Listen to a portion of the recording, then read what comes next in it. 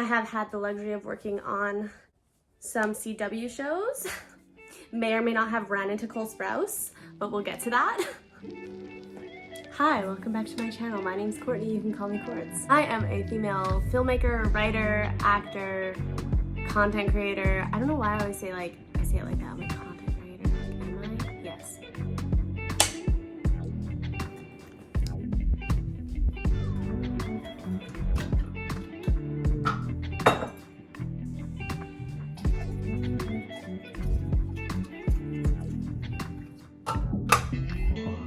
It is so hard getting back into the swing of YouTube after taking almost, I would say, a month, 2 months off. Yesterday I tried to film this video. It's gonna be so cute. I'll do like a get ready with me and then I'll just share some of my favorite experiences from working on set. I don't know how beauty influencers do it because I could not for the life of me fucking do my makeup and talk and hold a conversation to camera like to save my life. I couldn't do it. I thought instead I would just fold my laundry because it's been staring at me from the laundry chair for about 2 to 3 business days. Am I done? I should have made bubbly water while I was filming, what the fuck. Give this video a like, subscribe to me if you enjoy, and yeah, I just wanted to share some of my favorite experiences because I have been working in film full time for 6 months now. Film is weird because you basically contract yourself out to like different productions. So one day you'll be working 97 hours a week and the next you might be lucky to have 8 or 12 hours. And right now it's January, so it's very slow and I'm in that sort of 8 to 12 hour window. Because I have a background in acting, I've actually done a lot of background acting as well. I'm getting off my laundry pile. Some of this was folded, but not anymore. Some of it feels kind of wet, I don't know why. So being an actor, I had done some background acting, and I would say like one of my most favorite things ever was working on the show The Good Doctor and riding a roller coaster at the P&E for 8 hours. Literally, they had a bunch of us like ride it over and over again because 2 of the main cast had a scene with, believe it or not, a little bit of dialogue at the front of the roller coaster. Otherwise, I spent some time working in Vancouver's most haunted hospital, which was very cool. We filmed there a lot, so everybody kind of has their own stories about that. I've had the luxury of working with award-winning directors, most notably Peter Farrelly. I don't know if he's award-winning, but he was cool. He was directing Bob Odenkirk's new show, which was originally titled Straight Man, but obviously that wasn't very marketable. So I think they've changed the title to Lucky Hank, which I like. Got to work with Derek Cianfrance, who did Place Beyond the Pines with Ryan Gosling and what's her face? Eva Mendes, they're married. He directed a Verbo commercial that was shot here in Vancouver and very cool. It was like my first production assistant job. Super cool when you get to work with professionals. Not that Vancouver directors aren't professional, but I also shot my first commercial with animals. So I've never worked any film project that has had animal actors on set or trainers even, so that was really cool. Have had the luxury of working on some CW shows. May or may not have ran into Cole Sprouse, but we'll get to that. I don't know how you guys sort your laundry. I make like a sock and undie pile and I just deal with that later, and then everything else I like to roll. I'm a roller. I hate hanging things up. The hanging part is the bane of my existence because I have no idea. It's mentally daunting. The first union show that I worked on was Lucky Hank or Straight Man, and that show's coming out quite soon, I think, because they've already released a promo for it, so I'm assuming it's okay to talk about. It's not like I'm going to be releasing any spoilers or nothing. But it was one of my first union production assistant jobs, and coming from commercials, which are just like a lawless land, it was very interesting, and I was kind of like really antsy and eager to like get at it. I spent a lot of time outside of sets, like listening in, trying to be like, oh, what's going on, what's happening in there? But I've also spent a lot of time on set, and regardless of where you're placed, we end up locking out the scene and making sure no one, pedestrians or crew, walk in to contaminate the scene or disrupt it, yada, yada, yada. We also are responsible to yell rolls and cut. So once again, crew and anyone around us can hear if we're rolling or if we are in a cut. So I don't know if we actually would say that like in a cut, but like I just did. So I remember seeing Bob Odenkirk on my first day and I was like, oh my gosh, I texted my boyfriend right away because he loved Better Call Saul. And I was like, oh, Bobby's here, Bobby's working. The show is actually produced by Toby from The Office. He was so lovely, like just the nicest guy, like eye contact with everybody on the crew. There was no vibes of like above the line, below the line, which in like film is just a fancy way to say I'm a director, producer, and you're a production assistant, so therefore you do not need to talk to me unless necessary, which I hate. I hate that culture of film. There was none of that energy on this set. It was very much like everyone was appreciated and everyone was spoken to as an equal, which was really wonderful for my first experience, I have to say. Oscar from The Office was there. I just remember seeing him and he was leaving a scene. I was like, oh, I better not say anything because cast is coming out. Like I better just like look away, avert my eyes. And he made sure to go up to everyone and be like, thank you so much, have a good weekend. Thank you so much, have a good weekend. Have a nice weekend. See you Monday, see you Monday. And not a lot of people do that. Like sometimes, most of the time, the cast just like walk out there like,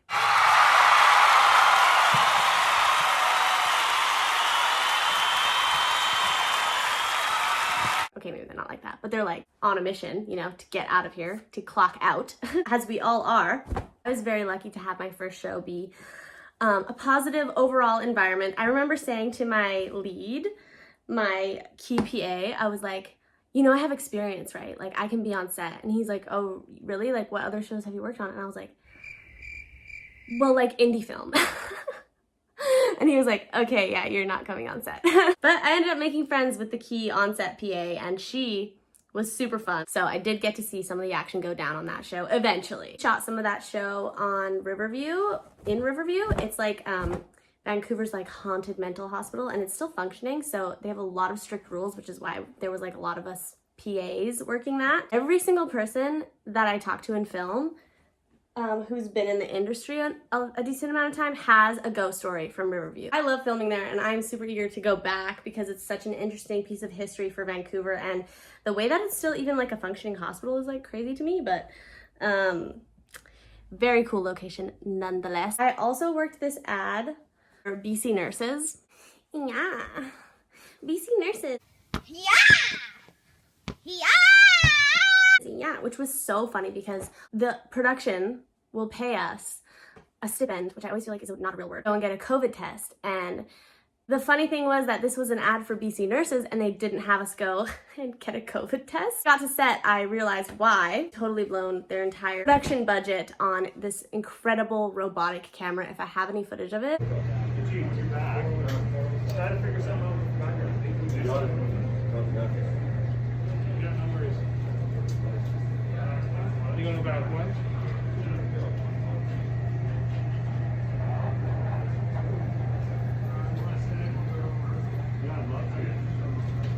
I'm watching them film this whole entire scene and I was like, why is this taking so long? Like it's two actors, like 2 pieces of dialogue, be like his cover, her cover, wide shot, wrap it up, like let's go home. What they were doing was overlaying live on set, like shooting a piece of dialogue. So the nurse would like come up to the camera, she'd be like, you think this is crazy? Like I have to take care of my patients. And then she'd walk away. And there's like people in the background doing people and patient things. Doing was they were taking her cover, but then they also had a version of her behind herself where she goes and actually like helps the people and the patients. So she's like talking to camera, but in the background we're seeing like what really is going on, whereas this like moment was like her internal dialogue. Did that shock you? Happens almost every day, but I have to focus on my patients. And anyway, it was very cool because they overlaid it live on set, and like I've never seen them do that. I've never seen them like take footage, immediately put it on top of each other and have this whole scene. And being able to see the playback was like, I was like, oh my God, it all makes sense. And the camera arm was on a timer, so there was no camera op, like there's usually a camera op. It literally chirped like a little dog. So I at first I was like, what is going on in the scene? Why is this dog always barking? It was the camera, so every time the camera was ready to go, it would chirp as like a 3, 2, 1, like your TikTok countdown, except it was barking like a dog. It would be like, like swing into action. Think Glambot. This was very much Glambot. It was like, okay, set up the timer, Glambot, go. And then it would come and swing around and slow down. It could slow down if it was a Glambot, but it wasn't. Anyways, you get it. It was really cool and I'm nerding out about it. Love the camera department and I would like to think that I could transition my way there, but I just know I do not have the patience for technology. I think I'll stick to directing. After that, I was lucky enough to spend a lot of time on a very cozy CW show that is shot in studio, and I'd not shot in a studio really before. I had worked in studio doing background for like The Good Doctor and stuff, so I knew what it was like to be in a studio. It's luxurious because you get to A, be inside all day, and B, your job is very easy because you're inside all day. Because I was shooting in this studio, I may or may not have run into Cole Sprouse, which it was really funny for me because I had texted my boyfriend. I was like, where's the other sock? Found it. I had texted my boyfriend. I was like, oh, do we need anything from the grocery? The grocery is Crafty, where they have all of the snacks. And at that time, it was like really close to Christmas. I was making like little mulled wine pouches for people so that like it was like dried fruit, berries and stuff that you put in your mulled wine and it makes it smell good, or you could just use it as a simmer pot. Anyways, that was one of my Christmas gifts. I was giving people like these mulled wine pouches, these simmer pot pouches. So I run out to Crafty and I'm like arms full of motherfucking oranges and apples and fruit because I go back into the studio and lo and behold, who do I run into? Cole Sprouse. It's very awkward because I'm like, oh my gosh, I shouldn't be speaking to you or looking at you or being in your way at all. And I have an armful of fruit and you're probably like, what the fuck is this bitch doing with an armful of fruit? And I'm like, it's Cole Sprouse. He doesn't care about your armful of fruit. He just wants to get the fuck out of here and go home. So that is how I almost ran into Cole Sprouse with my mulled wine grocery run. Anyways, Cole Sprouse was nice. He didn't say anything about my oranges and my apples. And he actually gave me a nice like Canadian smile. If you know, you know. It's like when you make eye contact with someone in public, but you're like, it's more like this actually.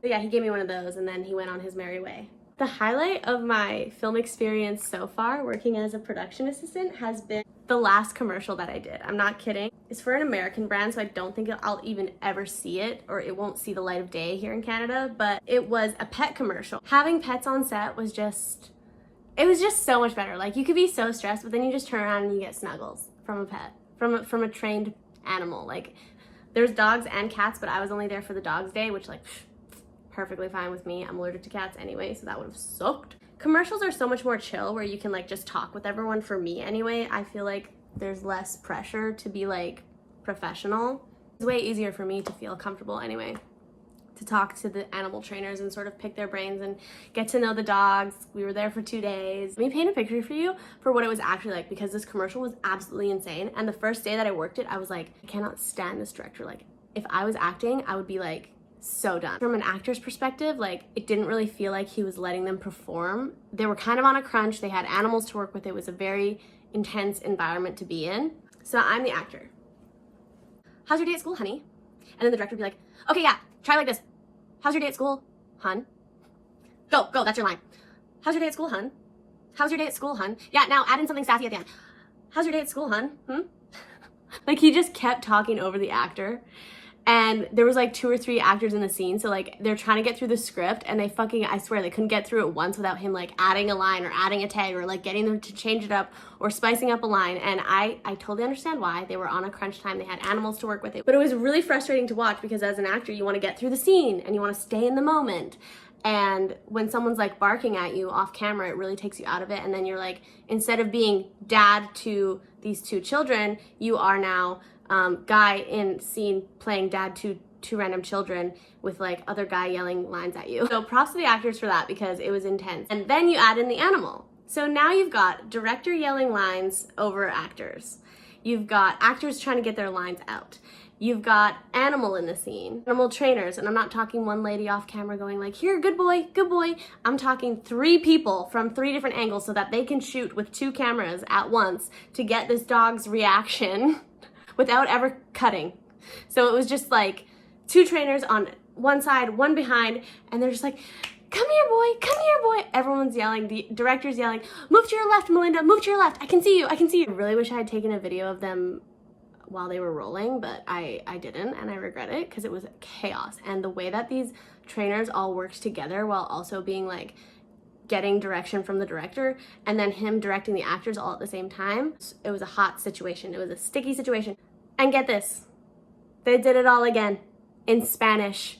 They brought in Spanish actors to do it all again. And I was just like, They were actually smart with it though, because they got the dog's coverage, they got his reaction, and then they ended up just like green screening around him so that they could like basically overlay him in with the Spanish actors later. So it was very smart. On that commercial, they also did something called HDR.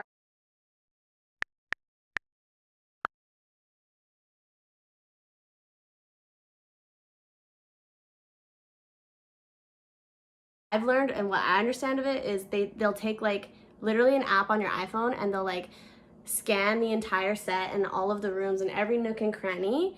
And then what I'm guessing is they take that digital image of the entire set and then they put it in post-production and they overlay it on top of the actual footage, but they like polish it up real nice. Because you know how commercials always look like very like clean and perfect and shiny? I think that's how they do it. I think they get these HDR like scanned footages of the set. They make it all polished and pretty in post. There was a lot going on, but it was really cool ad to be a part of. I've just learned so much in the last 6 months as a production assistant, and I've had so many cool experiences. I spent one of my days shoveling snow for like 6 hours. I still have calluses from it, and like the skin is like always trying to escape me. But yeah, my hands were literally bleeding and I was sweating, so let it be known that I put my blood, sweat, and tears into my film career. Anyways, thanks for coming and folding my laundry with me and listening to some of my set experiences, set stories. If you did enjoy, please like this video, subscribe to my channel. And yeah, I'm so excited to be back on YouTube in 2023, and I'm so happy to have you here with me. So, see you guys in the next one, alright? Alright, bye! I'm struggling with some contact dermatitis, but I can't figure out what I've come into contact with.